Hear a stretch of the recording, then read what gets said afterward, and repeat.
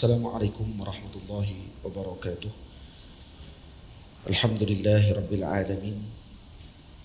Wassalatu wassalamu ala asyrafil mursalin Sayyidina wa nabiyyina Muhammad ibn Abdullah Rasulil Amin wa ala alihi wa ashabihi wa man tabi'ahum bi ihsanin ila yaumiddin. Subhanaka la ilma lana illa ma 'allamtana innaka antal alimul hakim. Rabbi shrah li sadri wa yassir li amri wahlul 'uqdatam min lisani yafqahu qawli. Rabbi yassir wa la tu'assir, Rabbi tamim bi khair wa ba'd. Saya muliakan lagi saya kasihi ayahanda Tuan Haji Zabidi, ahli jawatan kuasa, Tuan Imam, Tuan Bilal, ibu ayah, abang-abang, kakak-kakak, tak lupa para guru, para asatizah yang dirahmati Allah Subhanahu wa taala sekalian. Kita panjatkan setinggi syukur kita kepada Allah Subhanahu wa taala. Dengan izin dan kurnia daripada Allah, sama-sama dapat kita berkumpul di dalam majlis ilmu pada pagi ini, meneruskan bacaan kitab Fathul Muta'ali fi Adabil Ilmi wat Talaqqi. Kita dah masuk pada adab alim bersama para muridnya. Semalam kita dah selesai adab alim di dalam majlisnya.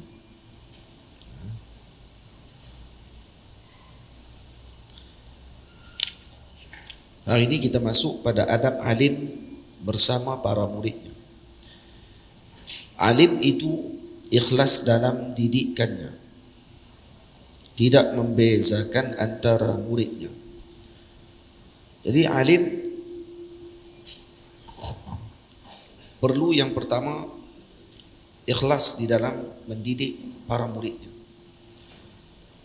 yaitu dengan mengajarkan kepada mereka dan selalu menanamkan niat kepada para muridnya bahawa belajar ini adalah yang pertama untuk menyebarkan ilmu Allah Subhanahu wa taala, menghidupkan syarak dan juga mengekalkan kebenaran, membenamkan kebatilan dan meneruskan kebaikan umat ini dengan membanyakkan generasi ulama, lagi mengambil pahala dan sebagainya. Ini antara niat-niat yang dihadirkan ketika mana guru tadi mendidik para muridnya. Jadi disebutkan begitu. Kenapa kita belajar? Karena nak menegakkan agama Allah Subhanahu wa taala. Karena ad-din innama baqa'ud-din bil Islam atau bil ilm. Innama baqa'ud-din atau baqa'ul islami bi al-ilm. Sesungguhnya kekalnya agama Islam ini adalah dengan ilmu. Dan juga untuk membenamkan kejahilan, membanyakkan generasi para ulama, dan juga menyampaikan pahala kepada umat pada masa akan datang. Jadi ini antara niat-niat yang perlu ditanamkan kepada para murid ketika mana mereka datang menuntut ilmu Allah Subhanahu wa taala. Dan sebutkan kepada mereka banyaknya kelebihan dan tingginya kedudukan para alim ulama di sisi Allah Subhanahu wa taala, sehingga disebut oleh Nabi sallallahu alaihi wasallam, innallaha wa malaikatahu wa ahlas samawati wal ardi hatta an-namlata fi juhriha yusalluna ala muallimin nasi al khaira. Sesungguhnya Allah, innallaha wa malaikatahu wa ahlas samawati wal ardi, Allah, para malaikat sesungguhnya, dan ahli langit dan bumi, hatta namlata fi juhriha, sehingga semut yang berada di dalam lubangnya, yusalluna ala muallimin nasi al khaira, mereka akan berselawat kepada orang-orang yang mengajarkan manusia ini dengan kebaikan. Hatta namlata fi juhriha, sehingga semut dalam lubang pun akan doakan. Kenapa Nabi sebutkan semut? Karena semut adalah binatang yang kita nampak yang paling kecil, yang kita nampak. Maksudnya ada yang kecil lagi, virus semua itu kecil lagi daripada tu. Mikro yang kecil-kecil itu, yang tu lebih kecil lagi. Tapi semut antara yang kita nampak depan mata kita, antara makhluk yang kecil yang istimewa dijadikan oleh Allah Subhanahu wa taala, pun turut mendoakan orang-orang yang mengajarkan manusia dengan kebaikan. Jadi ini mansab azim, jasim. Ini adalah kedudukan yang besar, kedudukan yang mulia yang tidak ada pada suatu yang lain. Maka bila mana diterangkan begitu, disebutkan kepada para murid bahawa perlu ikhlas. Dan ikhlas benda yang susah. Nah, sebab tu alim ataupun guru ketika mana melihat muridnya tadi tidak ikhlas. Dan tidak ikhlas ni dia ada amarah, dia ada alamah, tanda-tanda tidak ikhlas tu. Nampak suka zuhur, suka nak ke depan ataupun suka nak menonjolkan dirinya bukan waktunya. Itu kadang-kadang juga antara tanda-tanda tidak ikhlas dalam menuntut ilmu. Nah, ilmu baru sedikit tapi dah mula nak zuhur pada waktu tersebut. Jadi guru perlu memberikan perhatian dan tanbih atau peringatan kepada murid ini, jangan begini. Belum sampai lagi waktunya. Nah, itu antara kesilapan juga di kalangan kita. Seronok kalau tengok anak-anak muda yang tidak belajar dengan para guru disuruh untuk berada di hadapan, sedang dia belum sampai lagi waktunya. Patutnya boleh tuntut ilmu lagi pada waktu tersebut. Umur 20 dah berceramah merata. Sepatutnya boleh tambah 10 tahun, belah tahun lagi untuk dia mengaji. Kalaulah umur dia 30-an pada waktu tersebut, daripada umur 20 tu mengaji sungguh-sungguh sampai cukup umurnya 30, 10 tahun ataupun berapa belah tahun mengaji pula selepas tu. Lepas tu mengajar, insya-Allah lagi elok daripada umur 20 tu dah dibagi mic dah pada waktu tersebut, dipanggil merata dah. Akhirnya keluar jadual. Satu hari bulan 10 di mana? 2 hari bulan 10 di mana? Sampai 30 hari bulan 10. Nah, penuh jadual. Semuanya kuliah maghrib, kuliah duha, kuliah asar, kuliah selepas isyak, kuliah sebelum tidur. Semua ada.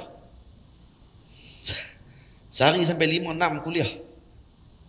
Baik, bila yang mengaji kitab ni, mengaji kitab ni. Ada hari pergi mengaji? Tak, tiap-tiap hari menyampaikan ilmu. Tak ada hari yang dia pergi nak mengaji, menuntut ilmu pula dengan orang yang lebih daripada dia. Tak. Yang dipenuhkan jadual dia pada waktu tersebut. Sedang umur tadi, umur untuk belajar. Umur untuk duduk dengan para guru. Umur untuk dididik pada waktu tersebut. Nah, jadi ini yang sepatutnya diberikan perhatian oleh orang kita pada waktu sekarang. Jangan seronok dengan orang pandai bercakap saja. Akhirnya mubtada' khabar pun tak kenal. Mubtada' khabar tak kenal. Tapi nak baca kitab hadis, baca kitab tafsir, akhirnya dia akan pergi ke mana? Dia akan kona baring. Dia akan kona baring, dia akan syarah ikut suka dia. Dan bila dah makin umur dia makin meningkat, kalau dah 10 tahun dia dah berceramah, umur dia waktu tu dah 30, dia akan kata dia senior pada waktu tu. Saya dah lama dalam dakwah. Dia akan kata begitu. Ada seorang lagi pula daripada umur sama juga dengan dia, umur 30 baru keluar daripada kahfi, daripada gua dia.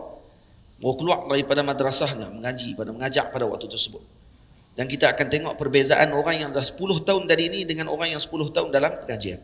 Bila dia keluar dan dia bercakap, beza dengan hak yang 20 tadi mula bercakap dah tanpa mengaji, sampai umur dia 30. Tak ada perubahan. Sama saja dia punya ucapan dia. Mengulang balik saja modal yang lama. Mengulang-ulang saja benda yang sama. Dia teruk lagi, ujung jadi Wahabi. Itu boleh. Jadi yang pentingnya apa dia? Didikan. Yang pentingnya panduan dengan guru dan sebagainya. Baik, kalau kita guru melihat murid tadi tidak ikhlas, adakah guru tadi akan menghalang murid tadi daripada belajar? Tidak. Kata Imam Badruddin Ibnu Jama'ah, guru tidak akan menghalang daripada mengajar muridnya kalau murid tersebut didapati tidak ikhlas ataupun ada tanda-tanda tidak ikhlas dalam menuntut ilmu. Dan ikhlas dalam menuntut ilmu diharapkan, karena itu akan menghasilkan barakah dalam ilmu. Tetapi kalau dengan berkat ilmu, kalau disuruh mengaji lagi, insya-Allah nanti akan datang ikhlas. Itu kata sebahagian ulama, antaranya Al-Imam Hujjatul Islam Al-Ghazali radhiyallahu taala anhu, kata beliau, "Talabna al-ilma li ghairillah fa aba an yakuna illa lillah." Kami pada mulanya menuntut ilmu bukan karena Allah.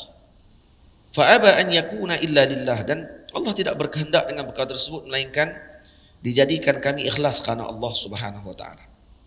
Jadi makna dia pada sini, mula-mula mengaji tidak karena Allah, tapi disebabkan karena barakah ilmu, barakah sohbah, barakah berada dengan guru, maka nanti akan penghujungnya kepada Allah. Faham tak? Ada kadang dia datang mengaji sebab apa? Sebab dia kagum dengan guru tu. Dia main nak mengaji tu karena guru tadi dia kagum. Dia nak duduk dengan guru tersebut, nak mengaji betul-betul. Dia nak jadi macam guru tersebut. Dia tengok guru ni dimuliakan, dihormati, dan dia pun teringin nak jadi macam tu. Teringin nak jadi macam tu. Mula-mula mengaji kerana tu. Tapi kalau dia ikhlas, dia cuba latih diri dia untuk dididik. Lepas tu bila menerima, saya sebut dah semalam, kalau kita dah terima diri kita sebagai murid untuk dididik, jangan berasa hati dengan guru kita. Jangan rasa merajuk bila guru kita marah kita. Tapi ramai di kalangan murid yang ketika dia datang nak dididik, guru dia marah dia ketika dia melakukan kesilapan, dia merajuk pula dengan tok guru dia. Terbalik. Dia pula merajuk. Maksudnya nak kena guru dia pula, nak kena khidmat dengan dia, menjaga hati dia. Faham betul? Ini salah. Jadi kalau guru tadi marah, guru tadi garang dengan dia, guru tadi tegur dia dan sebagainya, sabar. Sabar pada waktu tersebut. Sahabat saya Ustaz, Dr. Aiman, dia pernah sebut, dia kata Kiai Taifur. Kiai Taifur ni anak murid kepada Abuya Said Muhammad Alawi Al-Maliki di Makkah. Ini antara murid senior Abuya Said Muhammad. Mengaji di Makkah lama. Sampai ada Bi'ru Taifur. Telaga Taifur ada di dekat dengan Allahumma salli ala Sayyidina Muhammad. Rusaifah, dekat dengan madrasah Sidi Syekh Abuya Said Muhammad. Ada telaga, yang telaga tadi setelah solat istiqarah, Kiai Taifur tunjukkan telaga di tempat tersebut. Karena dia mimpi jumpa Rasulullah ada dekat tempat tadi. Rasulullah ada dekat tempat yang dia mimpi itu, maka dia korek di situ, keluar ayat. Kawasan tu tak ada ayat. Jadi Abuya suruh anak murid dia ni semayang hajat, dan malam tu semayang hajat. Esoknya mimpi, malam tu mimpi tengok Rasulullah ada di tempat satu tu di dalam kawasan madrasah. Dia kata mungkin di situ tempat dia. Pergi korek di situ, keluar ayat. Kawasan tu terkenal tak ada ayat dulu. Sampai telaga tu dinamakan Telaga Taifur katanya. Itu yang cerita yang saya dengar lah. Waktu dia nak balik, dia dah habis lah mengaji dengan Abuya Said Muhammad, nak balik ke Indonesia dah. Abuya pernah marah di depan orang ramai, jerkah di depan orang ramai. Anak murid tua ni, anak murid tua kena jerkah depan orang. Maksudnya jatuh ayat muka dia pada waktu tersebut di depan orang ramai. Tapi apa perasaan dia waktu tersebut? Tak, dia anggap kata ini adalah teguran daripada guru dia, mungkin nak didik diri dia. Walaupun kamu anak murid yang tua pada aku, tapi jangan kamu rasa tinggi diri sebab kamu anak murid aku saja. Jadi dia kata dengan semangat tadi dia balik ke Indonesia dan diberkati oleh Allah Ta'ala. Tapi cuba kalau kita mengaji lama tengok dengan Tok Guru tu. Dia tengok Tok Guru jerkah kita depan orang. Dia kata, tak ingat dah kita duduk dengan dia lama. Jerkah kita depan anak-anak murid baru. Dia duk kira anak murid baru, anak murid lama. Anak murid tetap anak murid. Itu kena ingat. Kamu tua macam mana pun, kamu anak murid. Kamu kena marah dengan guru kamu. Itu guru kamu. Boleh faham? Jadi itu sunnah yang ada dalam pengajian, dalam ilmu macam tu. Kita nak buat macam mana? Boleh? Jadi sebab tu kalau ikhlas tadi datang, insya-Allah dia tak akan berasa perasaan macam tu kepada guru dia. Kemudian dia akan ajar kepada murid tadi kepentingan ikhlas. Setelah diajar, tetap juga dilihat alamat tadi tidak berubah, masih lagi kekal dalam keadaan yang sedemikian, maka perlu guru tadi mendoakan kepada Allah, moga-moga Allah Ta'ala angkat daripada murid tersebut perasaan yang tidak baik tadi. Moga-moga berkat doa guru tadi akan dijadikan murid tersebut orang yang ikhlas. Jadi guru jangan lupa berdoa kepada Allah Ta'ala. Sebab kita bukan yang ubah anak murid. Jadi guru punya hubungan dengan Allah lebih lagi sepatutnya. Kalau dia nak anak murid dia jadi yang baik, maka dia pun kena baik hubungannya dengan Allah Subhanahu Wa Ta'ala. Boleh? Jadi sebab tu kena ambil perhatian tentang perkara tersebut. Jadi alim itu ikhlas dalam didikannya, tidak membezakan antara muridnya. Yang seterusnya, dia tidak membezakan antara para muridnya dengan satu sama lain. Baik, bagaimana tidak membezakan murid tersebut? Dilayan mereka dengan sama rata agar tidak hasad sesama mereka. Kenapa perlu dilayan dengan sama rata? Maksudnya jangan ditunjukkan sangat kata kita lebihkan seorang daripada seorang yang lain. Boleh? Ya kadang-kadang memang berlaku jugalah. Akan main perasaan tersebut bagi di kalangan murid akan main perasaan. Kita dah lama dengan tok guru. Tiba-tiba ada seorang lain main duk khidmat dengan tok guru kita. Kita akan merasa hati pada waktu tersebut. Kena buang perasaan tadi. Nah, dan guru pula jangan tunjuk sangat kata kita ni duk tunjuk dekat seorang ni saja. Tak. Yang guru dia kena bagi sama rata ya. Dia kena layan sama rata. Nak kena marah, tan kena marah, kena marah. Tan kena tengok, tengok. Tan melawak, melawak. Nah, tan kita nak bergurau, tak ada masalah. Tapi anak murid pun kenalah, berhati-hati. Dah tok guru boleh melawak, dia pun melawak juga macam tok guru melawak. Ni kira hebat ni. Tok guru dia memang kaki melawak. Anak murid pun lah kali jadi tok guru juga. Melawak dengan tok guru dia macam dengan dia melawak dengan kawan-kawan dia. Kan tak erti agak. Kadang-kadang tak erti agak. Jadi kena layan sama rata. Sebab tu guru saya Maulana Syekh Ahmad Mamduh hafizahullah taala, dan saya perasan dengan beliau. Kalau dia duduk dengan saya pergi musafir dan sebagainya, kami macam kawan. Syekh sampai kalau kata saya pergi dengan beliau ke rumah Sidi Syekh Abdul Aziz Syahawi yang setiap hari Sabtu sebelum Syekh sibuk. Saya setiap hari Sabtu pagi kami akan naik kereta api daripada Khairah pergi ke Tonton. Pergi ke Mahallah Kubra. Lebih kurang 3 jam perjalanan daripada Khairah. Pagi pukul 7.30 pagi ke kereta api. Jadi pukul 6 lebih saya dah naik teksi pergi ke Ramsis, ataupun lepas saya dah ada kereta saya pergi awal lah. Dalam pukul 6.40 ke saya akan bertolak pergi ke Ramsis. Lebih kurang dalam 30 minit sampai di Ramsis. Saya akan parking kereta, tunggu Syekh. Lepas tu Syekh akan sampai, kami naik kereta api sekali. Tiap kali sampai, Syekh saya akan tengok dia akan bawa plastik. Dalam plastik tu ada makanan. Makanan tu biasa dibuat oleh ibu Syekh. Kadang-kadang hari yang Syekh nak mai mengaji, esok pagi tu nak pergi ke rumah Syekh Abdul Aziz Syahawi, Syekh akan tidur rumah mak dia di Heliopolis. Kemudian mak dia akan masak makanan untuk saya dengan Syekh. Masak siap dah. Roti seorang 3 biji, jenuh pepak. Besar pula tu roti. Lepas tu memang sedap. Tak ada di kedai. Saya duduk makan kedai banyak dah. 16 tahun duduk di Mesir. Kedai ni banyak saya makan. Saya tak pernah makan makanan yang sedap macam mak dia masak. Sedap sungguh mak dia masak. Roti biasa pun sedap. Lepas tu bila sampai di Mahallah Kubra, kami akan berhenti minum teh dekat satu kedai ni. Kedai ni kedai favourite. Selalu bila berhenti mesti minum kat situ. Minum teh ke, minum kopi ke. Kemudian Syekh akan buka roti. Ni mak saya buat. Tiap-tiap minggu macam tu. Jadi kami ni kalau kata setiap musafir macam tu keadaan dia. Dia tak akan bagi saya bawa makanan, dia yang akan bawa makanan. Kemudian tapi kalau dalam kelas, waktu di Darul Ifta Misriyah, guru saya ahli majlis fatwa Mesir. Dan bila pergi ke kelas di Darul Ifta, kadang kalau Syekh tanya saya tak boleh jawab, marah ya. Berapa kali dah saya bagi tahu kat kamu, tu pun tak boleh jawab lagi. Kita memang macam tu, kadang-kadang duduk dalam kelas dengan tok guru kita, nak jawab tak erti, padahal ingat, tapi tak erti nak jawab. Tapi kalau time kita mengajar, ingat balik pula Syekh mengajar ni. Dia jadi macam tu, dia kena orang panggil dia panggil gerun. Dia ada aura Syekh tadi menyebabkan jadi terlupa terus semua benda. Dan dalam kelas Syekh tak sebut sangat pasal saya. Jarang Syekh sebut. Kadang-kadang sangat je. Kalau dengar dalam rakaman ataupun apa semua kali ada nama saya sikit-sikit je disebut. Jangan-jangan. Walaupun Syekh pernah sebut dekat saya, kata anta a'azzut tullabi fi qalbi. Kamu adalah murid yang paling besar dalam hati saya. Dia kata anta alam hadha. Anta ta'lamu hadha. Kamu tahu tentang perkara tersebut. Kamu tahu tentang perkara tadi.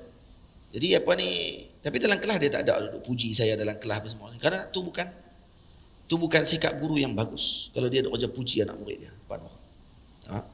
Guru tak boleh puji sangat anak murid. Puji sangat anak murid dia, kadang anak murid ada yang jenis faham. Dia ada waktu yang anak murid ketika dipuji dia faham. Kata ni adalah orang panggil pengiktirafan guru kepada beliau dan sebagainya, tapi tak akan menyebabkan dia rasa tinggi daripada guru dia. Ada murid yang kadang kalau dipuji dia jadi naik kepala atas guru dia pada waktu tersebut. Sampai akhirnya dia akan kata dia sama dengan guru dia pada waktu itu. Sebab tu guru dia akan tahu bila dia nak boleh puji murid ni, bila yang dia tak boleh puji murid ni. Faham? Jadi itu dengan apa tu? Dengan tajribah, dengan pengalaman guru tersebut. dengan hati yang diberikan oleh Allah Ta'ala, dengan bersihnya hati para guru yang Allah Ta'ala berikan, menyebabkan mereka akan ada sense kepada murid mereka tersebut. Jadi dilayan mereka dengan sama rata agar tidak hasad sesama mereka. Hasad sesama murid ni berat. Hasad ini makan kebaikan seperti mana api membakar kayu bakar. Dia akan makan sikit. Dia akan main perasaan yang tak elok kepada orang lain. Dia akan main perasaan yang buruk kepada orang lain. Dia akan main macam-macam pada waktu tersebut. Sebab itu jaga-jaga dengan hasad. Kena anggap kata biasa, tak ada masalah. Ini guru saya dan ini pun murid dia dan sebagainya. Masing-masing kita nak mendapatkan ilmu daripada guru tersebut. Karena dengan hasad kadang-kadang boleh menyebabkan berlakunya fitnah. Berlakunya perkara yang tidak elok dan sebagainya. Ada kawan saya cerita di pondok, dia duduk di pondok dulu. Karena kawan-kawan hasad dengan dia sebab dia tok guru nak pergi mana ajak dia. Tu ya. Nak pergi mana ajak dia. Nak pergi mana ajak dia. Ada hak belajar di pondok ni duk tengok tok guru je duk ajak dia ya, kami harap dia tak ajak pun. Kenapa tok guru ajak dia? Kerana dia tahu nak buat apa dengan tok guru. Bila nak ambil kasut tok guru, bila nak pegang beg tok guru, bila nak apa semua tanpa suruh. Ada anak murid tok guru duk pakai kasut, dia pun dia duk biar. Pakai diri ya, pandai kot. Sarah. Tok guru nak makan apa, dia bubuh dulu kat tok guru. Ada anak murid yang macam tu. Bukan dia nakkan perhatian, tapi memang anak murid kena buat macam tu dekat tok guru dia. Sebab apa? Sebab nakkan doa guru dia. Dia nakkan doa guru dia, maka dia akan buat macam tu. Anak berebut. Anak murid pakat berebut nak buat tu. Yalah kenapa? Kerana dia berebut nak dapatkan barakah, nak dapatkan doa pada guru. Sebab tu kalau kita tengok balik para sahabat Nabi, tak ada dengki di antara mereka. Sayyidina Anas bin Malik bertugas dengan tugasnya beliau. Sayyidina Abdullah bin Mas'ud dengan tugasnya beliau. Beliau disebut sebagai sahibun na'ali Rasulillah, pemilik kasut Nabi SAW. Kalau Nabi masuk dalam majlis mana-mana, tukang pegang kasut tak ada orang lain. Sayyidina Abdullah bin Mas'ud. Sampai dia disebut sahibun na'al. Pemegang kasut. Jadi tak bolehlah sahabat lain pegang kasut. Sayyidina Abu Bakar walaupun tinggi kedudukannya di sisi Rasulullah, Sayyidina Abu Bakar tak ambil kerja Sayyidina Abdullah bin Mas'ud. Bukan kerana rendah pekerjaan memegang kasut. Tidak. Semua orang berebut nak kasut Nabi SAW. Tapi kerana meraihkan masing-masing ada tugas dia. Dia tugas dia pegang kasut. Saya tugasnya begini. Saya tugasnya begini. Semua faham tugas. Bila faham tugas masing-masing, dia akan rasa dengki. Tak. Guru saya perlukan saya dalam bahagian ni. Guru saya perlukan saya dalam bahagian ni. Guru saya perlukan saya dalam bahagian ni. Maka kita akan rasa dengki. Tak. Takkan rasa dengki pada tersebut. Sebab apa? Sebab dengan niat khidmat kepada guru kita. Yang ni ada perasaan ni di sekolah. Waktu kita mengaji di sekolah dulu. Jarang ada yang macam ni. Yang kita nak khidmat dekat guru kita macam tu. Melainkan di mana? Melainkan di pondok. Yang guru tadi duduk dengan murid. Guru tu duduk dengan murid. Melainkan di tempat pengajian yang berbentuk talaqi. Kita kalau mengaji talaqi dan ada guru sohbah yang kita memang musafir dengan dia, kita ikut dengan dia, kita diberikan panduan oleh dia, yang ni kita akan dapatkan perkara tersebut. Jadi Allahumma salli ala sayyidina Muhammad, adab-adab begini kita tak akan dapatkan melainkan dengan sohbah. Kerana tak ada dalam kitab.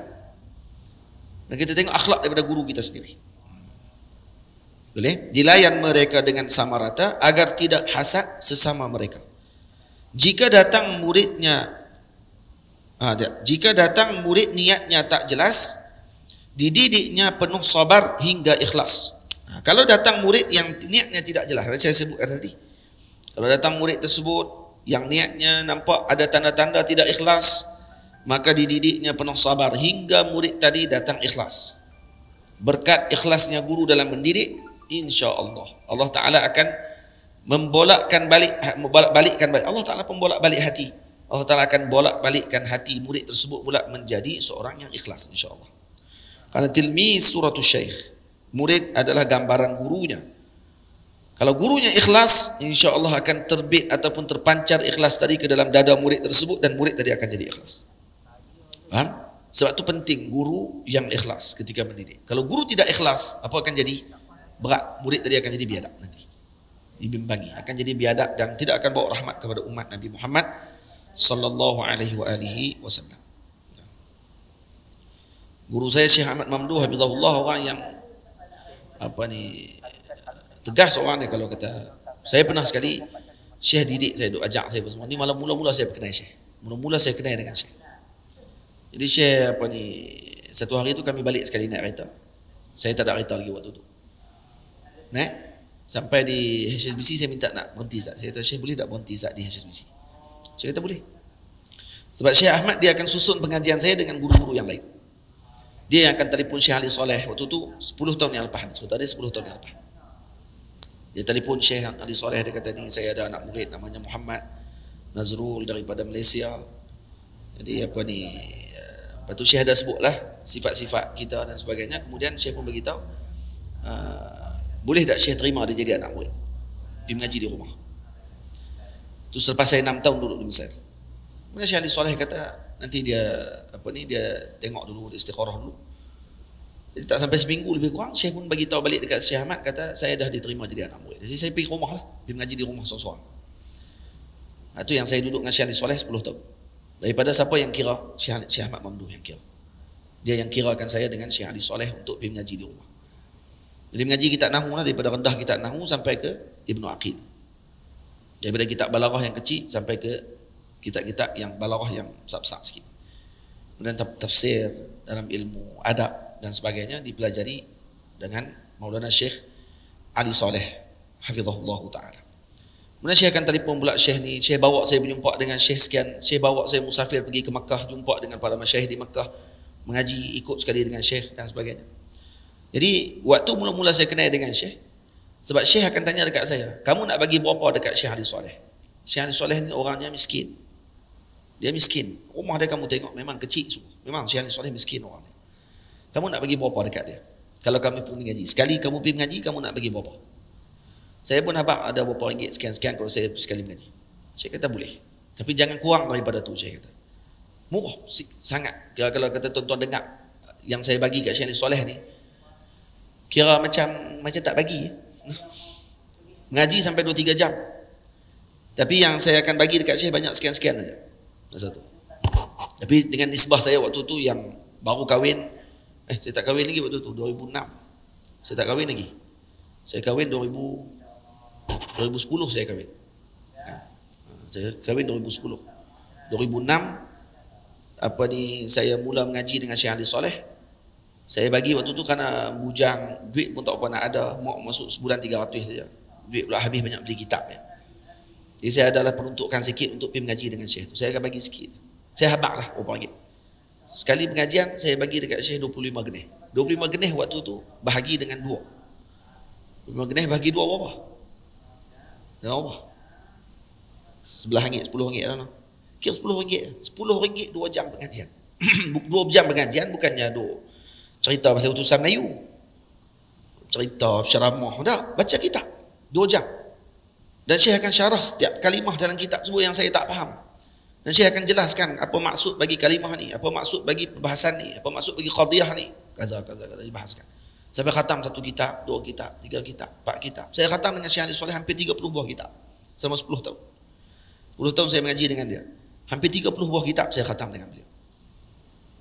Jadi duk pergi mengaji dengan dia tu 25 genih saya bagi. Sekali kelah mengaji. 25 genih, banyak mana sangat. Tapi dengan nisbah saya waktu tu sebagai pelajar, saya nak guna banyak lagi, nak kena naik teksi, nak kena naik apa semua sekali. Jadi kira banyak lah waktu tu. Ya banyak sebab sebulan 300 saja. Ayah saya bubuh duit. Jadi Syekh Ahmad pun bila dia sebut 25 genih, okey boleh, tak ada masalah. 25 genih boleh. Tapi jangan kurang daripada tu. Jangan kurang daripada tu. Jangan sampai kamu merendahkan ilmu dia. Jangan sampai kamu merendahkan ilmu Maulana Syekh. Baik, saya kata saya ingat pesan tu. Jadi saya duk perasan dalam hati saya, mungkin dengan masyayikh lain pun kena macam tu. Jadi kalau kata berjumpa dengan masyayikh kena bagi duit. Kan? Ada syekh yang kita bagi duit, jangan tanya dekat syekh nak berapa syekh. Tanya macam tu tak ada adab.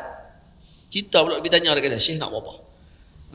Agak-agak lah dalam berapa jam saya duduk ngaji ni berapa ringgit syekh nak. Ingat aku berniaga ke apa? Nak bagi-bagi. Tak mau bagi sudah, tak ada masalah. Sebab tu Syekh Ali Soleh kalau tak bagi langsung dekat dia tak ada masalah. Tapi kalau bagi jangan merendahkan ilmu dia. Tu yang dia punya prinsip macam tu. Kalau tak mau bagi silakan. Kalau bagi jangan rendahkan dia.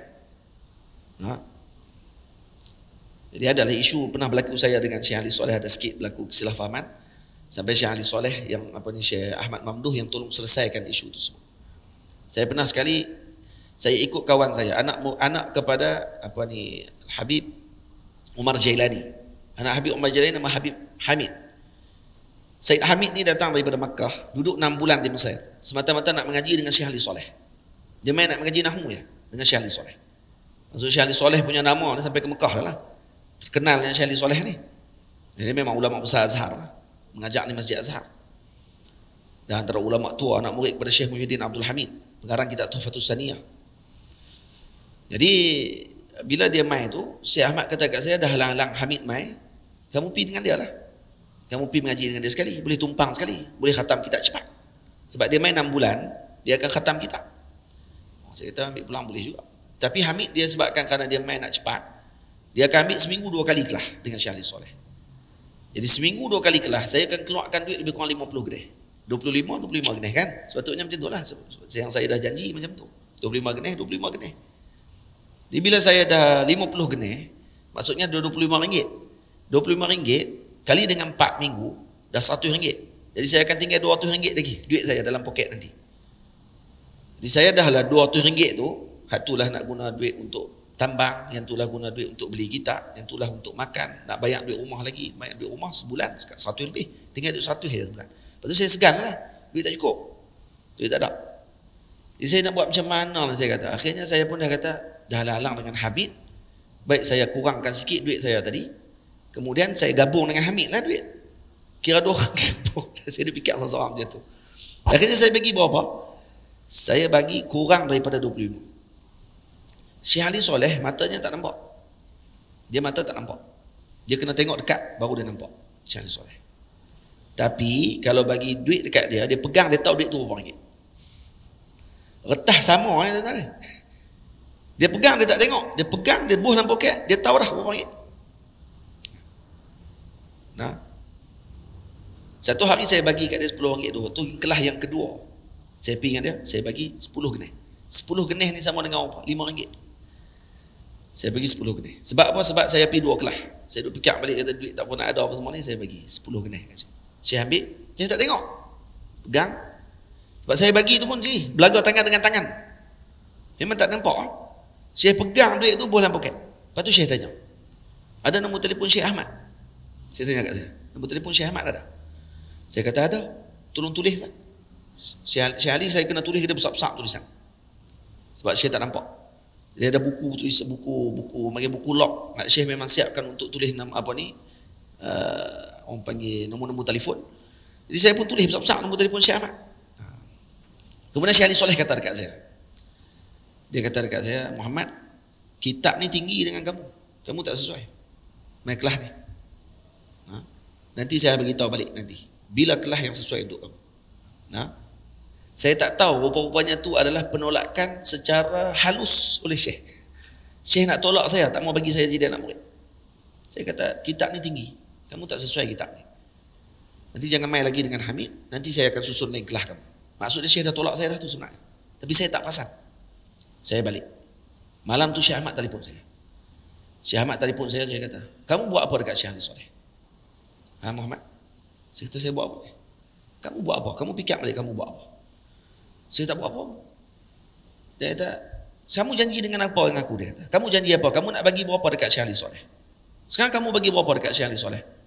Saya kata, saya dah seminggu 2 kali, semua kali. Saya faham, kamu tak ada duit. Tak ada duit, bagi tahu dekat aku, dia kata. Jangan buat macam tu. Jangan langgap dengan janji kamu. Kamu tengok kamu jadi apa lah dia. Syekh Ali tak mau kamu anak murid dia, jadi anak murid dia. Jangan telefon dia lah. Dia tengah duk marah sungguh dekat kamu. Kamu tak hormat dengan ilmu dia. Dia anggap macam tu. Allah. Demam saya tuan-tuan. Tok Wali marah ni demam je. Saya demam selepas tu. Lepas demam tu, Syekh Ahmad kata jangan telefon dia. Tak apa, biar aku yang uruskan urusan tadi. Seminggu. Saya ni tak boleh nak duduk. Nak pergi mengaji pun jadi tak ada semangat. Nak pergi kelas masyaikh pun tak faham. Jadi apa ni? Saya dah tersilap lah. Selepas seminggu Syekh Ahmad telefon saya. Syekh Ahmad kata apa kat saya? Abshir ya Muhammad, abshir. Gembira kamu Muhammad. Syekh Ali terima balik kamu jadi anak muda. Baik. Dia kata kamu kena ingat betul-betul Muhammad. Ada tok guru kepada kamu. Saya ada mengaji dengan seorang guru saya mengaji mantik. seorang syekh saya di Shubra, namanya Syekh Abdul Rahman Abul Azaim. Dia doktor di Universiti Cairo. Dia alim dalam mantik dan ilmu adabul bahsi wal munazarah. Dia anak murid kepada Syekh Mustafa Imran. Saya pergi mengaji dengan dia. Tu pun Syekh Ahmad yang susun. Syekh Ahmad kata, ni guru kamu ni dah berapa kali dah minta nak mengaji dengan Syekh Ali Soleh. Syekh Ali Soleh sampai Allah tak terima. Kamu ni dah buat masalah, Syekh terima balik. Ajaib, dia kata. Payah orang yang Syekh Ali tolak ni dia nak bagi balik. Ni kamu dia bagi balik ni. Jangan abaikan rezeki ni. Jaga betul-betul. Tuan-tuan tahu saya bagi apa kat Syekh lepas tu? Saya bagi 50 genih tu. Kelas saya lepas tu saya bagi 50 genih. Ajaibnya pula, duit saya tak pernah tak cukup. Sampai Allah kaya. Alhamdulillah. Rupanya jangan perkira dengan para guru kita. Kita rupanya duk kira bulan-bulan tu, hak tu yang tak ada duit hujung. Rupanya bila tak kira, hak tu lagi ada banyak. Jadi saya pun keluar bagi kat Syekh 50. Setiap kali tu 50 tu sikit lah. Tapi kalau dengan nisbah belajar ni kira banyak lah waktu tu. Saya nak cerita ni tuan-tuan, bukan cerita itu lah. Sebab ada guru yang bila saya tengok macam tu, Syekh Ali Soleh dia tak kira. Dia kata kalau duit tak ada, bagi tahu dekat dia. Tak ada masalah. Syekh Ahmad bila dia duk kira saya dengan masyayikh semua ni, saya ingat Syekh juga perlu duit. Satu hari waktu saya naik kereta dengan Syekh, saya kata, Syekh boleh dah berhenti dekat HSBC tak? Saya pakai bank HSBC lah. Orang Mesir, budak-budak Mesir kan. Berhenti tu saya pun bawa keluar duit. Adalah bawa keluar dalam, saya nak guna duit untuk saya sendiri lah. 1,000 kot lebih kurang saya bawa keluar. Saya bagi dalam lebih kurang 300 ke 400. Saya nak bahagi dekat Syekh. Masa dalam kereta, saya dah bahagi dah ni. Hak bola poket duit saya. Hak duit saya nak bagi hadiah dekat Syekh ni, saya bagi sikit. Naik-naik dalam kereta, saya pun terus salam dengan Syekh. Ni, saya nak hadiah. Syekh buat apa tu? Syekh marah. Kamu ingat saya baik dengan kamu sebab ni? Muhammad. Kamu ingat saya baik dengan kamu sebab duit kamu, dia kata. Saya bukan baik dengan kamu dengan duit kamu, dia kata. Dia kata, saya dekat dengan kamu, saya baik dengan kamu kerana saya nampak kamu ada potensi, bukan kerana duit kamu. Jangan bagi duit lagi kat saya. Saya haramkan kamu bagi duit dekat saya kerana guru-guru saya tidak pernah ambil duit daripada saya. Sebutnya tu. Sebutnya tu. Ajaib betul Syekh Ahmad ni. Saya payah tuan-tuan. Payah. Orang kalau baik kita ni kadang-kadang dia ada sebab. Tapi ni ada guru kita kan. Saya ingat guru saya perlukan duit pada tersebut. Saya bukan perlu duit kamu. Jangan bagi duit dekat saya kerana saya tidak akan minta duit kepada anak murid saya. Dia kata, jangan buat lagi macam ni. Jangan buat lagi macam ni. Dia kata, arjuk. Saya harap sungguh-sungguh kamu jangan buat lagi macam ni. Saya lepas tu kalau nak bagi dekat Syekh, saya akan sebut orang lain bagi. Baru Syekh terima. Saya kata, ni daripada Ruak Jawi yang bagi dekat Syekh. Saya kata, ni betul Ruak Jawi punya? Ya, Ruak Jawi tak apa. Daripada individu, kalau saya akan buat keluar duit nak bagi kat Syekh tu, saya akan guna nama orang lain. Saya tak akan guna nama saya. Faham tuan-tuan? Ini ikhlasnya para guru kita dalam didik. Beri perhatian kepada kita dan sebagainya. Tanpa ada sedikit pun keinginan peribadi dalam dunia dan sebagainya. Moga-moga Allah Ta'ala berkati mereka. Panjangkan umur mereka. Dan berikan kebaikan kepada mereka. Baik. Jadi jika datang muridnya niatnya tak jelas, dididiknya penuh sabar hingga ikhlas. Syekh Ali Soleh pun yang saya cerita tadi, dia bukan nak sangat duit, tidak. Dia bukan nak duit sangat. Tapi ikram murid kepada beliau dengan waktu beliau dan sebagainya. Tuan-tuan bayangkan, umurnya dekat 80 tahun sekarang, umur 77 tahun. Dan waktu saya mengaji dengan dia, umur dia 67 tahun. Maksudnya dah muammar. Lebih daripada umur 63 tahun dah, lebih daripada umur Nabi SAW. Dalam keadaan pagi dia mengajak di Masjid Azhar, mengajak di Darul Ifta Misriyah, kemudian balik ke rumah asak sampai pukul 12 malam masih lagi pelajar datang ke rumah beliau. Rumah dia kecil, maka datang dengan maksudnya naubah. Kelompok ni datang duduk sejam 2 jam, balik orang lain pula datang. Kadang-kadang saya keluar pintu, tak ada nak keluar, ada orang bagi salam dah. Ada kelas baru pula. Yang datang bukan orang biasa, para masyayikh, guru-guru. Ahli majlis fatwa Mesir pun datang mengaji dengan beliau. Ahli-ahli majlis fatwa pun main lagi mengaji di rumah dia, baca kitab nahwu, baca kitab balaghah, baca kitab mantik, baca kitab tafsir, baca hadis dan sebagainya dengan beliau. Datang. Kadang bertembung dengan guru-guru kita sendiri. Saya keluar-keluar dari rumah tengok jumpa guru-guru di Darul Ifta. Mai, depa pula main mengaji. Sampai pukul 12 malam dalam umur dia macam tu.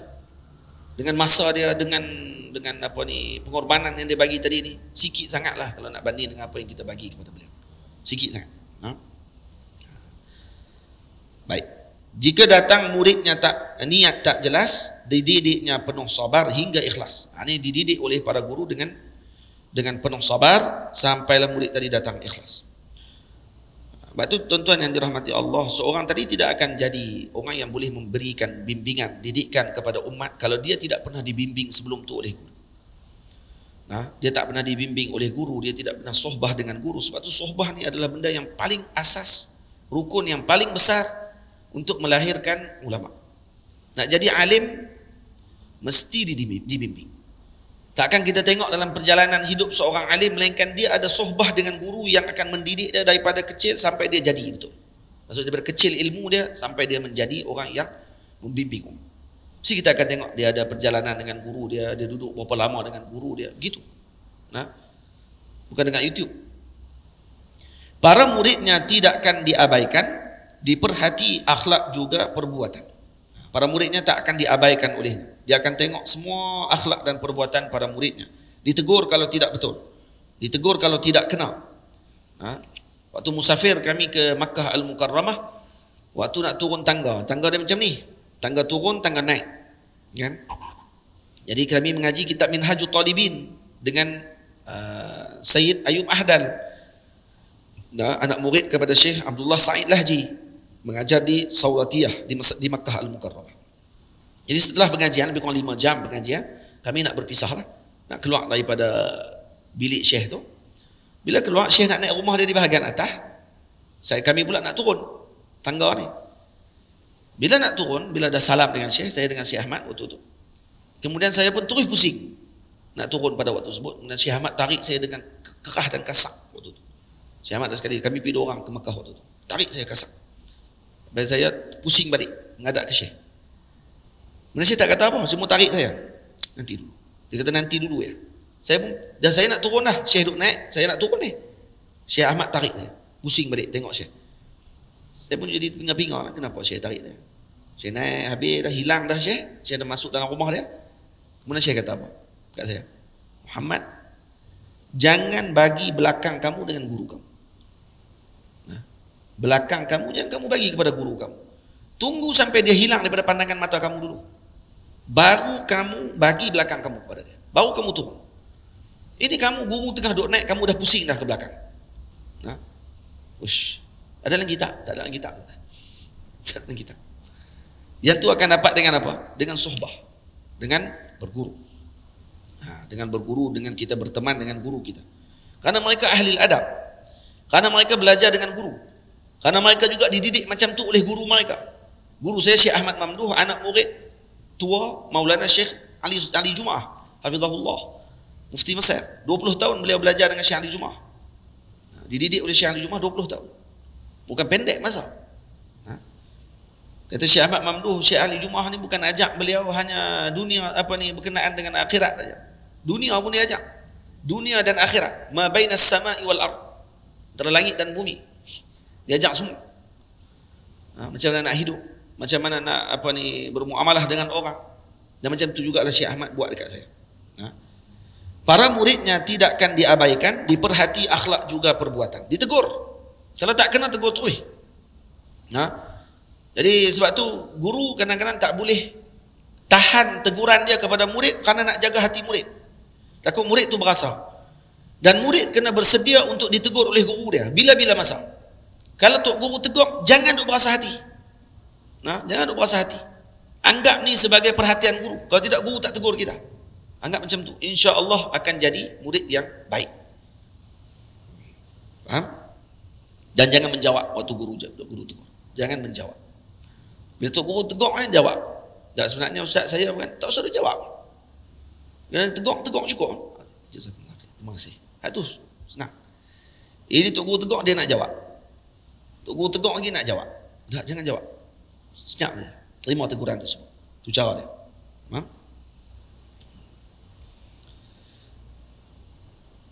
Tapi guru saya Syekh Ahmad Mamduh, kalau dia tegur saya depan orang ramai, ada pernah sekali dia tegur saya, ada sekali saya buat silap sikit. Kemudian dia marah saya. Marah. Saya heru ada sebelah saya waktu itu. Saya dulu kata Syekh, cukup Syekh. Tu Syekh Muhammad nak teriak lah tu. Saya waktu tu mata dah berkaca lah. Syekh kata aku tahu. Dia anak murid aku. Dia nak teriak, dia teriak. Aku suka dia. Saya tak teriak lah. Tapi rasa orang panggil apa? Tak berasa hati. Dan lepas tu Syekh tanya kat saya, kamu apa ni berasa hati dengan aku Muhammad? Tak berasa. Nah, tapi dah bila kenal paku tu memanglah dia akan main lah. Perasaan bukan perasaan berasa. Perasaan masa tu malu betul. Malu kita orang tua. Dah lama duduk di masjid, betul kena marah. Kan tak malu kan? Lepas tu saya jarang pergi mengaji apa ni. Kalau saya nak pergi mengaji Quran dengan masyayikh, saya akan mengaji dengan guru Quran yang seorang-seorang saya pergi. Saya takkan pergi kalau ada anak murid lain. Anak murid saya pergi mengaji, tengok saya pergi mengaji juga lagi. Syekh tu sepak saya lagi. Habislah saya. Ada seorang syekh nama Syekh Abdul Azim. Allah yarhamu. Syekh meninggal dah. Syekh Abdul Azim ni garang orang dia. Anak murid saya Syekh Ustaz Zaki. Ustaz Zaki anak murid dia lah. Anak murid Syekh Abdul Azim. Syekh Abdul Azim ni kalau salah baca dia sepak tu. Tangan dia laju. Kalau anak murid tu duk rasa Syekh nak sepak belah ni, rupanya dia sepak belah ni. Dia punya laju tangan dia. Kadang-kadang anak murid duk rasa macam Syekh nak main belah ni lah. Kawan duk tepis sekejap tu main belah ni. Kena muka.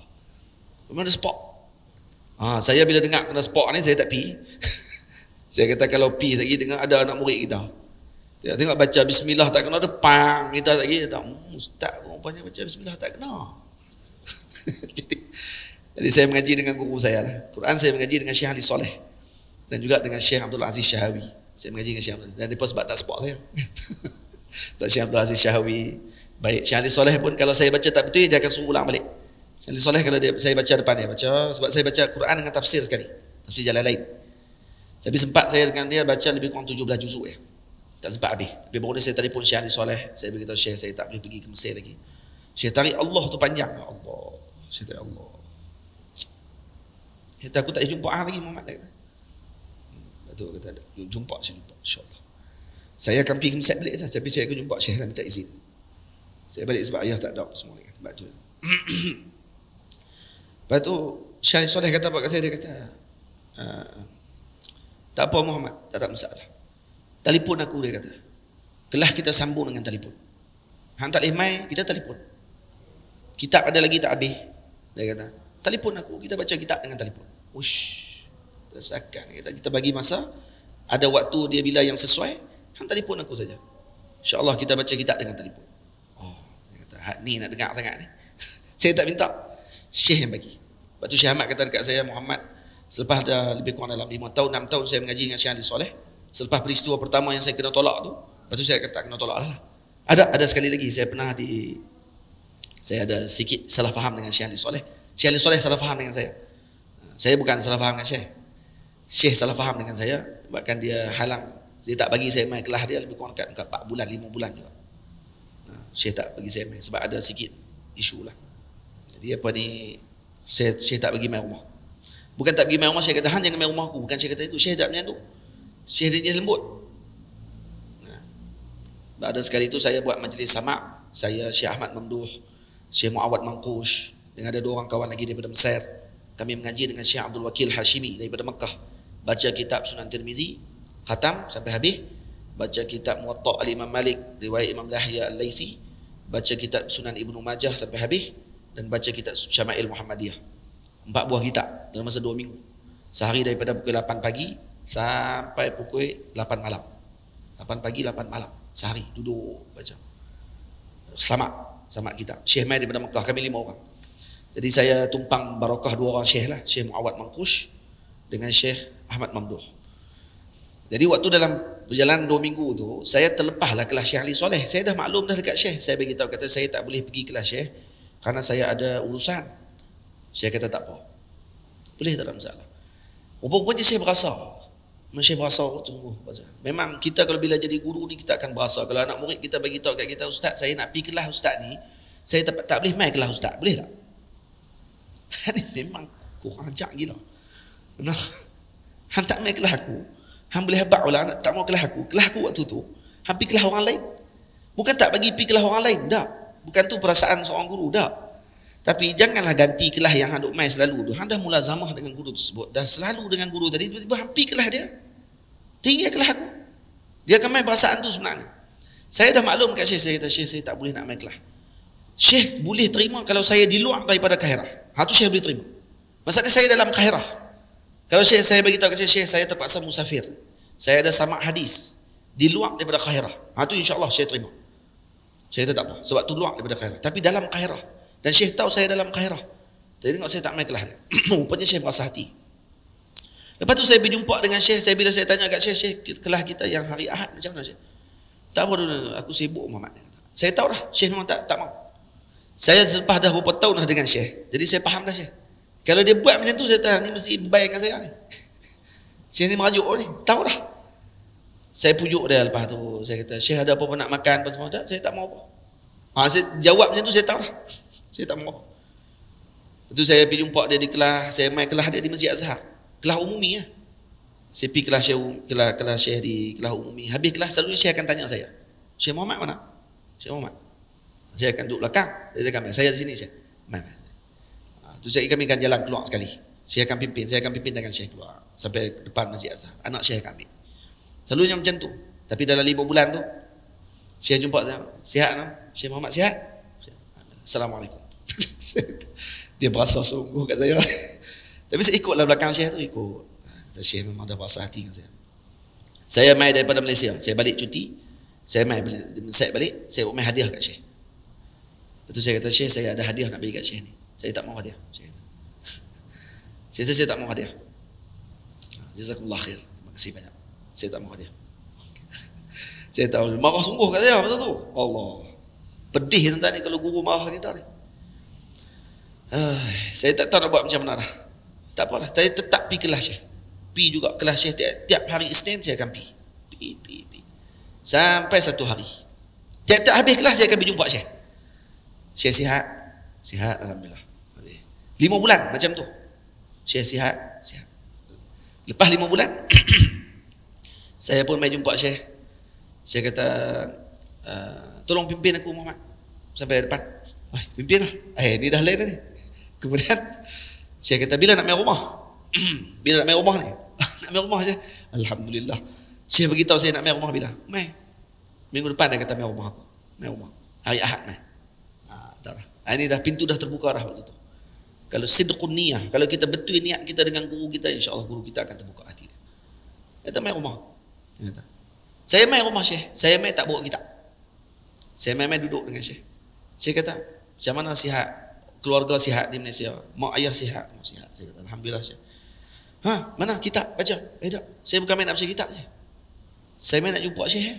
Kata, kan Syekh suruh main rumah Syekh. Jadi saya main nak jumpa Syekh jadi. 5 minit pun tak pernah boleh jumpa Syekh. Saya boleh duduk dalam rumah Syekh ni pun alhamdulillah. Ingat bawa kitab kita. Pasti bawa kitab. Kita sambung balik kelas kita dulu. Nampak tak politik? Tu orang panggil politik kotor dia panggil.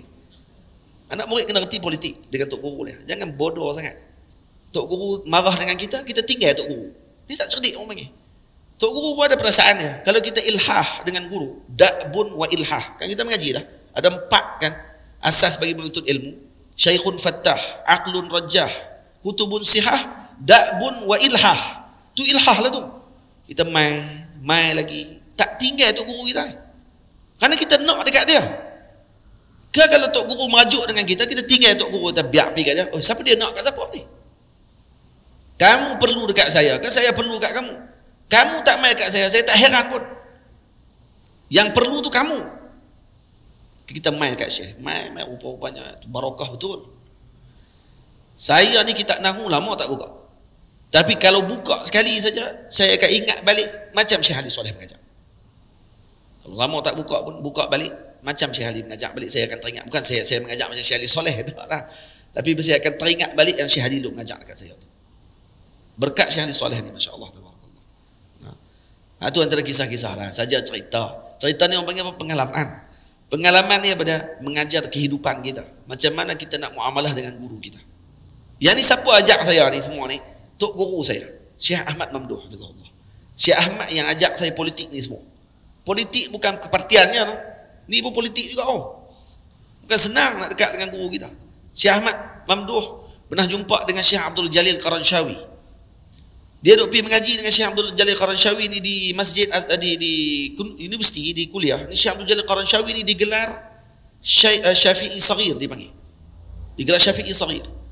Bila pergi mengaji dengan Syekh Abdul Jalil Qaranshawi, Syekh Ahmad pernah minta dekat Syekh Abdul Jalil Qaranshawi nak mengaji dengan dia kitab di rumah. Aku sibuk, aku tak ada masa, hang pun tahu aku macam mana. Tak boleh. Syekh Ahmad buat apa dengan dia? Tiap-tiap hari kelas Syekh Abdul Jalil Qaranshawi, Syekh Ahmad akan tolong bawa beg Syekh. Kalau kata Syekh nak balik, dia orang tua dah, akan bawa sampai ke masjid, ke Session Bah. Syekh naik bah, bawa naik sampai Session Bah. Kadang-kadang Syekh naik bah sekali. Kebanyakan tiap-tiap hari Syekh akan naik bah sampai rumah Syekh. Lepas tu Syekh akan balik rumah dia, jauh. Syekh Abdul Jalil Qaranshawi duduk di Hayu Sabat. Syekh Ahmad Mamduh duduk Heliopolis. Bukan dekat. Pipi hantar dulu sampai ke rumah. Dan tahu berapa lama dia buat macam tu? Setahun. Setahun macam tu. Selepas setahun Syekh Abdul Jalil Qaranshawi kata apa? Ahmad, kamu nak baca kitab apa dengan mai rumah? Tak payah minta. Syekh akan panggil mai rumah. Kata betul tu. Ni orang panggil apa? Politik kotor. Dia panggil. Itu cara kita dengan tok guru kita tu, kena jaga, kena ambil tu. Semua tu daripada mana? Daripada pengalaman. Kalau kita tak mengaji, tak bersuhbah dengan guru, kita akan tahu benda tu. Kita duk ingat bila tok guru dah berasa hati dengan kita, kita pun tinggal tok guru tu.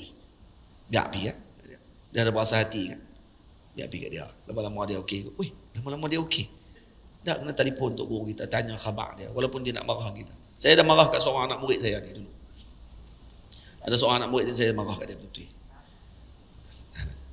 Dia telefon, saya tak angkat. Dia hantar mesej, saya tak balas. Saya buat tak tahu. Tapi dia suka tanya dekat kawan dia. Ustaz macam mana? Ustaz sihat ke? Yang ya, adik saya kawan dia. Jadi dia duk tanya kat adik saya macam mana, Ustaz macam mana? Dia marah saya lagi ke? Sihat ke? Macam mana? Apa dia duk tanya je. Saya duk tanya, asyik duk tanya. Lepas tu adik saya akan cerita kat saya. Ni dia duk tanya, tanya sihat tak sihat. Dia kadang telefon duk sebelah saya. Saya duk dengar suara dia. Macam mana Ustaz macam mana, sihat ke? Kadang dia tak tanya marah kat, dia tanya sihat tak sihat. Tok guru ni lama mana nak bahasa hati dengan anak murid. Dah kali lembut balik. Jadi satu hari dia hantar mesej kat saya pun balas balik. Saya kata, macam mana sihat? Semua okey ke? Oh, dia boleh tidur terus malam tu. Padahal tidur dah sebelum tu pun. Saja dia ayat dia. Saya malam ni boleh tidur, sembang. Cara politik kotor macam tok guru dia juga. Jadi politik ni kena mengaji. Itu saya ambil dengan para guru kami. Kenapa? Karena nak jaga hati para guru kita. Karena nak ambil barakah daripada mereka. Itu saja tujuan dia. Dan berkat guru ni besar.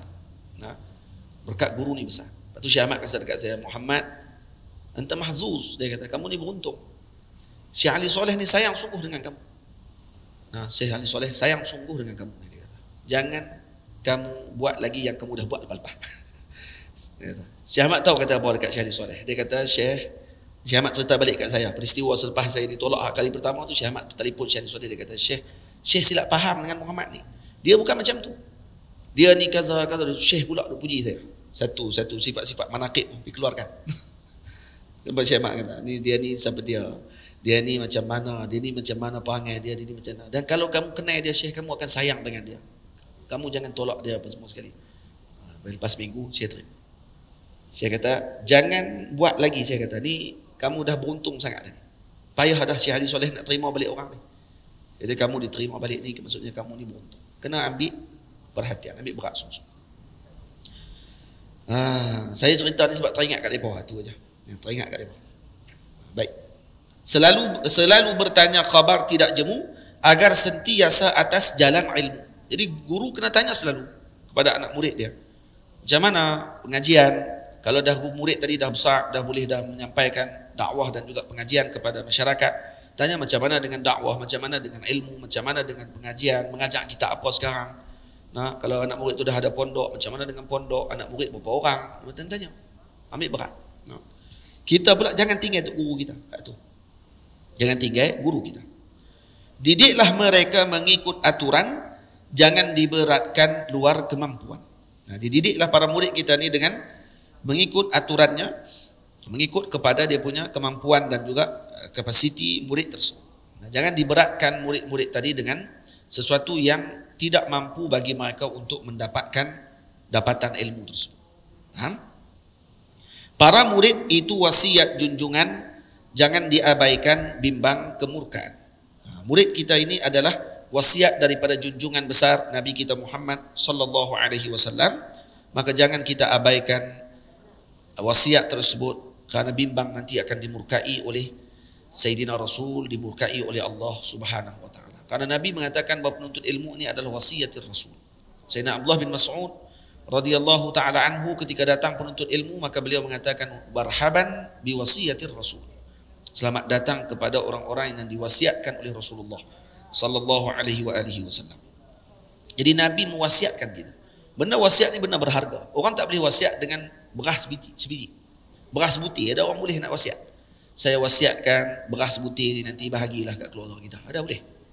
Apa beras putih nak bagi kat keluarga? Nah, kecuali mah sebesar apa ni beras, tu ada harga lah. Tapi kalau kata beras putih, orang tak bagi wasiat. Wasiat ni apa dia? Tanah, nah, rumah, kereta. Ini termasuk dalam wasiat ni, benda-benda yang berharga. Harta kita. Jadi bila Nabi kata harta bagi Rasulullah adalah belajar, penuntut ilmu. Maksudnya apa dia ni? Besar kedudukan penuntut ilmu ni di sisi Nabi SAW. Tamam? Sebab tu jangan dimain-mainkan dengan penuntut ilmu. Tu kena bagi perhatian kepada penuntut ilmu. Kita kalau ada madrasah di tempat kita dan sebagainya, patutnya kita kena bersyukur kerana berada di tempat tersebut orang-orang yang diwasiatkan oleh Rasulullah SAW. Kata, ya Allah Ustaz, tapi buah ni ya Allah, dah biasalah budak-budak. Benda tanggung, benda berat ni kadang-kadang memang dia akan jadi orang panggil tak tertanggung dengan keberatan tadi, maka akhirnya dia jadi gelong. Tu tengok ada murid belajar tahfiz, perangai macam-macam semua kali. Tapi kadang-kadang sebagai ujian lah untuk kesabaran kita. Tapi kalau kata kita Allahumma salli ala sayyidina Muhammad, anggap mereka ni sebagai wasiatnya Nabi SAW, kita akan menjaga wasiat tersebut dengan baik. Sebab tu para murid itu wasiat junjungan, jangan diabaikan bimbang kemurkaan. Sebab tu sebahagian guru memberikan perhatian kepada murid lebih daripada perhatian kepada anaknya sendiri. Sehingga dengan berkat perhatian dia kepada muridnya tersebut, diberikan berkat kepada anaknya. Al-Imamul Hulwani, Al-Imam Syamsul Hulwani, kalau tak silap saya lah, ataupun imam lain disebut dalam Ta'limul Muta'allim, tariqat ta'allum, ditanya kepada beliau bagaimana rahsia beliau menjadi sebegitu alim pada zamannya. Dia jadi Syekhul Islam pada zamannya. Macam mana dia alim macam tu sekali dalam mazhab Al-Imam Abu Hanifah? Maka kata beliau, saya menjadi begini adalah berkat guru ayah saya, berkat ayah saya memberikan perhatian kepada para muridnya. Karena tu ya. Rupanya berkat dapat dekat dia kerana ayah dia memberikan layanan kepada para muridnya. Ayah dia kalau mengajak para murid pada waktu yang biasa murid boleh terima pengajian, pukul 8 pagi contohnya selepas subuh sampai dalam sebelum pukul 12 tengah hari. Contohnya lah, si ayah akan bagi masa untuk mengajar anak-anak muridnya. Manakala masa untuk mengajar kami, kata Syekhul Islam tadi, Syamsul Hulwani kalau tak salah saya lah, kalau tengok balik dalam Ta'lim Muta'allim, kata beliau, kami pula diberikan waktu oleh ayah kami pada waktu pelajar tadi tidur. Selepas tengah hari, khailulah tu, waktu tidur tu ayah kami mengajak kami waktu tu. Patutnya kami pun tidur juga. Tapi diberikan masa tu, maka kami pernah tanya kepada ayah kami. Kami tanya ayah, kenapa dia ajak kami pada waktu rehat macam ni? Sepatutnya waktu macam ni direhat. Tiba-tiba kamu ajak kami pada waktu ni, diberikan waktu yang tenang kepada para murid kamu. Apa kata si ayah? Anakku, dia kata, mereka adalah orang-orang yang datang musafir daripada jauh. Mereka orang yang datang untuk menuntut ilmu. Mereka tetamu. Maka saya melayan mereka dengan berkat layanan tersebut. Moga-moga berkat tadi akan mengalir kepada kamu. Rupanya sungguh, waktu yang orang nak tidur tu, hak tu orang tak ada terima waktu tu. Pengajian mana duk masuk dalam kepala. Ni kalau kita lajak sampai pukul 12, pergi terus semua. Apa? Ustaz mengajar apa tadi ni? Dia terlupa habis semua cerita Syekh Ali Soleh, Syekh Ahmad Mamduh, dia tak ingat dah. Dia ingat betul tu mazmum dia. Dia kata, geram tu Ustaz ni, dia tak berhenti ni. Dia kata macam tu, dia tak ingat dah hal yang lain. Nampak tak? Waktu tu sepatutnya waktu rehat. Tak. Rupanya, kata beliau, disebabkan berkat ayah saya beri layanan kepada para muridnya, rupanya berkat tadi dapat kepada kami, menyebabkan kami melebihi dan juga menandingi para murid yang diberikan waktu yang luar biasa tadi. Waktu itu sebenarnya waktu untuk terima pengajian. Tapi mereka yang dapat waktu yang sikit dan kemudian waktu yang tidak sesuai pula sebenarnya pada waktu tersebut, hanya kerana berkat layanan si ayah tadi kepada para muridnya, maka akhirnya diberikan kebaikan kepada anaknya sendiri. Dan anaknya menjadi ketua para ulama pada zamannya pada waktu tersebut. Kerana apa? Kata beliau rahsianya kerana berkatnya ayah beliau melakukan akhlak yang sedemikian. Nampak macam mana? Nah, sebab tu jangan kita abaikan dengan perkara tersebut. Guru kalau dia didik anak murid dia dengan penuh kasih sayang dan dia anggap ni lebih pada anak dia, insya-Allah anak dia nanti akan jadi baik. Insya-Allah. Kalau dia anggap macam tu. Jadi itu antara adab alim bersama dengan para muridnya. Ni sikit saja ni yang saya telah ringkaskan daripada sebahagian kalam para ulama yang disebutkan di dalam kitab-kitab para ulama. Kalau dalam kitab ni disebut dalam bab contohnya, didiklah mereka mengikut aturan, jangan diberatkan luar kemampuan. Kalau nak disyarahkan lagi, contohnya macam mana di sini disebut an yahrisa ala ta'limihi wa tafhimihi. Maksudnya guru tadi memberi perhatian untuk mengajar dan juga memahamkan murid tersebut. Dengan cara bibazli juhdihi wa taqribil ma'na lahu, dengan mengeluarkan sungguh-sungguh kemampuan syarahan beliau dan juga untuk menjelaskan makna yang hampir kepada murid tersebut. Min ghairi iksarin la yahtamiluhu zihnuh, dengan tidak membanyakkan sangat pengajian tersebut sehingga memberatkan otak murid tadi untuk terima pengajian. Waktu saya di pondok nanti di Zawiyah Nasiriyah, saya akan ambil sistem yang disebutkan oleh guru saya Syekh Ahmad Mamduh, seperti yang dilakukan oleh sebahagian madrasah Atiqah di Mauritania. Iaitu pengajian sehari hanya 2 pengajian sahaja. Pengajian yang khusus dengan para murid, 2 pengajian saja. Itu saya akan mengajak 2 mata pelajaran. Maksudnya mula daripada pagi subuh tu kalau wirid, selepas wirid lebih kurang dalam sejam, kemudian akan baca kitab. Waktu tu saya akan baca kitab hadis ke ataupun tafsir. Kutubus Sittah lah, kita akan baca Kutubus Sittah. Mula kita baca Arba'in dulu, kemudian kita akan naik Sahih Bukhari, Sahih Muslim, ataupun Sunan Tirmizi dulu, kemudian naik Sahih Bukhari, Sahih Muslim, Sunan Abi Dawud, Sunan Tirmizi, Sunan Ibnu Majah, Sunan Nasa'i. Kita akan baca, kalau sempat lah, tak tahu bila berapa tahun nak habis tu. Hari pondok 4 tahun ni tak balik tu. Lepas habis semua tu dalam pukul 8 atau pukul 9 pagi lebih kurang, 9:30 pagi, mereka akan mula datang kelas. 10 orang orang belajar dia akan main kelas. Kelas mereka akan buat berapa kelas? 2 kelas saja. 1 kelas 2 jam. Maksudnya daripada pukul 9, 10, 11, 12, 1 ataupun sampai 9 sampai pukul 12 saja. Lebih kurang dalam 3 jam saja kelas pengajian akan berlangsung, sebanyak 2 pengajian. Saya akan sebutlah mengaji apa tu, mengaji fiqh ke. Kelas ni fiqh, lepas fiqh contohnya tafsir, contoh tafsir tak mengaji kita satu. Ngaji nahwu contohnya. Fiqh nahwu. Contoh macam itulah. Kita akan bagi. Esok pun macam tu juga. Jadi saya tak akan baca sehari tu sampai 8 buah kitab, 9 buah kitab tak. Saya akan baca 2 aja pengajian. Lepas pengajian tu mereka akan balik rehat.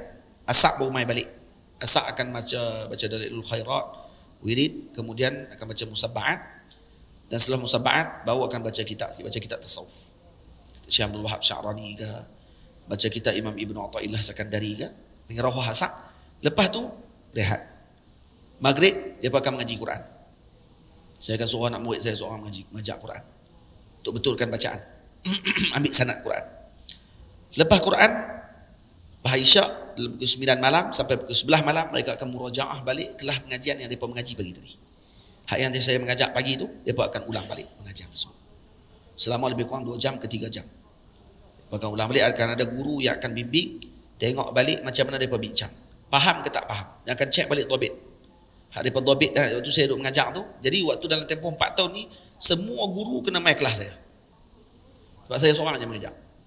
Jadi guru-guru yang nak bimbing waktu kelas muzakarah malam tu, mereka pun kena duduk sekali dalam kelas saya. Kerana mereka pun nak kena dobit juga. Jadi lepas tu baru mereka akan cek pula dobit hak yang para murid 10 orang ni, tengok balik dobit ni betul ke tak betul.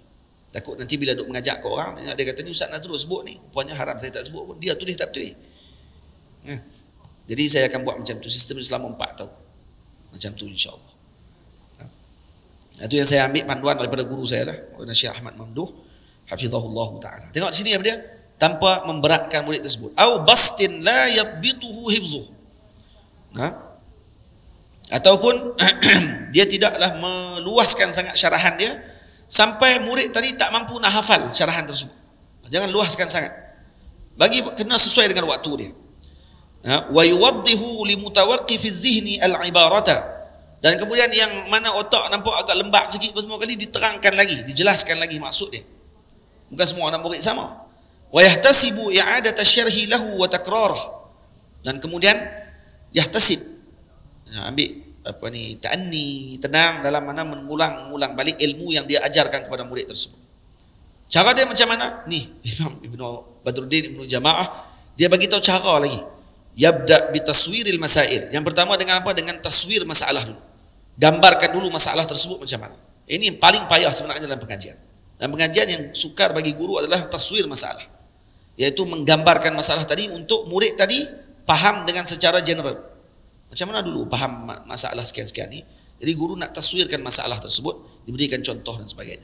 Cara dia macam mana? Summa yuwaddihuha bil amsilati wa zikri dalail. Kemudian diterangkan dengan sebutkan contoh-contoh dan disebutkan dalil-dalilnya. Kemudian wa yaqtasiru ala taswiri mas'alati wa tamthiliha liman lam yata'ahhal li fahmi maqaziha wa daliliha. Dan taswir masalah tersebut ditumpukan kepada murid yang nampak agak kurang faham. Dan tidak perlu dibanyakkan sangat. Cukup dengan satu masalah saja. Cara kamu nak faham masalah ni, ini contohnya. Satu saja. Ada contoh lain lagi tak? Cukup contoh tu dulu. Faham contoh tu, nanti contoh lain masuk nanti. Itu cara dia nak ajak. Kemudian wa yazkurul adillata wal ma'khadha li muhtamiliha wa yubayyinu lahu ma'aniya asrari hikamiha wa ilaliha wa ma yata'allaqu bitilka al mas'alati min far'in wa aslin wa min wahamin fiha fi hukmin aw takhrijin aw naqlin bi ibaratin hasanatil ada' ba'idatin an tanqisi ahadin minal ulama. Tengok. Dan kemudian dia terangkan pula apa dia, dari mana tempat ambilan ilmu tersebut, di mana diambil oleh para ulama, bagaimana ulama memahami istinbat hukum tersebut berdasarkan ilmu alat yang dipelajari. Kemudian diterangkan makna asrar bagi perbahasan tersebut, hukum-hukum dia dan juga illahnya kenapa berlaku begitu. Wa ma yata'allaqu bitilkal mas'alati min far'in wa aslin, dan apa yang berkait dengan masalah ini pada furuk dan usul masalah. Faham? Kemudian min wahmin fiha fi hukmin aw takhrijin aw naqlin. Benar, tengok pula mana yang nazir sama hukum dia seakan-akan dengan hukum yang kita bincangkan. Nampak seolah-olah sama tapi tidak sama sebenarnya. Yang ni peringkat tinggi dah ni. Maksudnya murid ni diberikan perhatian macam ni, macam universiti tuan-tuan ni. Kalau baca macam ni keluar tak jadi alim ni memang tak tahu nak jadi apa lah datang tu. Keluar jadi beruang lah. Terang sampai macam tu, satu, dua. Ada step dia dalam penerangan. Kenapa jadi macam ni? Contoh baca hadis. Hadis apa dia? Allahumma salli ala sayyidina Muhammad. Sahabat tanya kepada Nabi SAW, boleh tak berwuduk dengan boleh tak kami berwuduk dengan air laut? Nabi kata, huwa tahuru ma'uhu al-hillu maitatuh. Baik, kenapa Nabi jawab huwa tahuru ma'uhu al-hillu maitatuh? Sedangkan kawan ni tanya boleh ambil wuduk ke tak boleh ambil wuduk? Itu saja. Kenapa Nabi tak kata boleh ambil wuduk? Disyarahkan. Kenapa Nabi jawab macam ni? Apa hikmah Nabi jawab macam ni? Apa maksud tahuru? Kenapa Nabi sambungkan lagi perbahasan dengan ditanya hanya masalah ambil wuduk? Kenapa disambung dengan perbahasan berkenaan dengan boleh makan bangkai yang daripada laut? Ikan-ikan, udang semuanya boleh makan. Baik, adakah semua bangkai boleh dimakan? Dibahaskan pula. Ada hadis yang Nabi kata al-jarad was-samak, dua saja. Tapi macam mana mazhab Syafi'i boleh keluarkan semua sekali termasuk udang pun boleh makan? Dari mana pula hadis dia? Apa pandangan ulama tentang masalah tersebut? Mazhab Hanafi kata yang boleh makan ikan saja sebab Nabi sebut secara jelas as-samak wal-jarad. Udang Nabi tak sebut. Baik, mazhab kita Syafi'i kata ada udang termasuk sekali.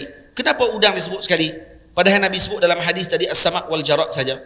Kita kata kerana dalam hadis Nabi kata al-hillu maitatuh.